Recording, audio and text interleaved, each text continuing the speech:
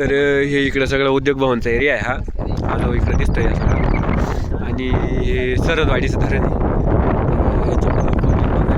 संध्याकाळी याला फिरायला वगैरे येते. आणि सरदवाडीच्या धरणामध्ये भरपूर पाण्याची लेवल भरपूर चांगली सध्या. मंदिर में दर्शन करने जाते आणि एक छोटंसं मंदिर आहे ते पाण्यामध्ये बुडालं आहे सध्या. आणि आता हे धरण जवळजवळ बोलायचं झालं तर म्हणजे 50% 60% भरलं आहे. आणि हा इव्हिनिंगचा व्ह्यू आहे. आता जवळजवळ किती वाजले, आता संध्याकाळचे 6:30 वाजले. आणि पब्लिक संध्याकाळची येईल इकडे थोडं रिलॅक्स करायला. हा दर्शनाला तू जाय बुड एका बारचा, आम्ही येणार नाही वाचवायला कोणी. भाई असं काही वातावरण आहे धरणाचं. पाणी भरपूर आहे सध्या याच्यामध्ये आणि पब्लिक भरपूर येते.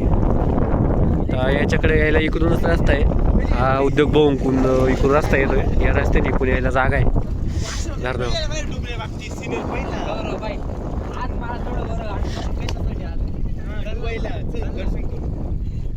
पहिले उडी मारली पाहिजे. लगेच येतो घेऊ नका, ओढू नका, ओढणार नाही इकडे. आज मला बरं वाटतं जाऊन कसं रिस्पेक्ट समोर पर्यंत उडवायचं. पण इंजिनियर साहेब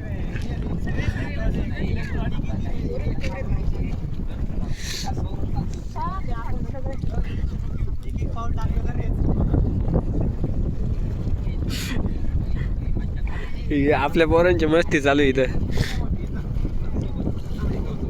हा एकदम सुंदर व्ह्यू आहे सध्या संध्याकाळचा सरदवाडीच्या धरणाचा. आणि इव्हिनिंग वॉकला भरपूर पब्लिक येते संध्याकाळची. आणि निवांत बसायला वातावरण चांगलं आहे. पब्लिक येऊन अशा टायमाला मस्त निवांत बसतात. दिवसभर थकवा वगैरे राहतो, इथे येऊन बसल्यावर त्यांचा थकवा वगैरे दूर होतो. एकदम मस्त रिलॅक्स वगैरे करतात.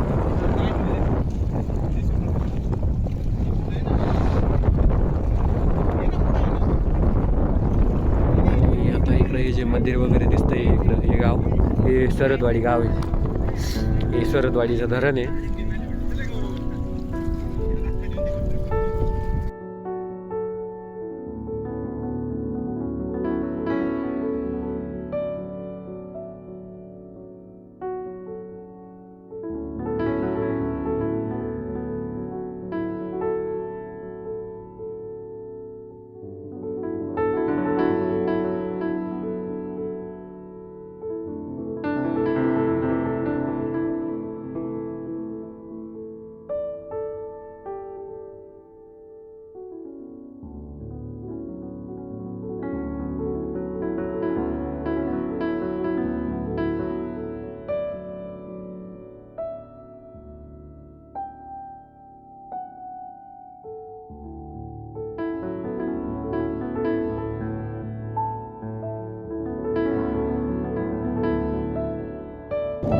तर धरण जास्त काही लांब नाही आहे. सिन्नरपासून काहीतरी 2-3 किलोमीटर अंतरावर आहे. शिवाजीनगरमध्ये आलं तर तिथून काहीतरी 1 किलोमीटर फक्त.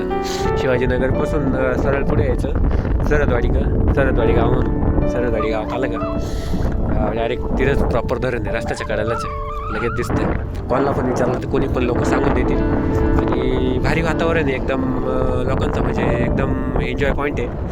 संध्याकाळचे आता 7 वाजत आले जवळजवळ. आणि भरपूर पब्लिक आहे ना. हे पब्लिक वाढत तिच्या अशा टायमाला रिलॅक्स वगैरे करायला. त्यात आमची पब्लिक इथं बसले. मी पण चौथा आणि 3-4 आहे. आणि बसलं मस्त एन्जॉय करीत. वातावरण पाणी वगैरे भरपूर वाढलं आता पाऊस झाल्यामुळे.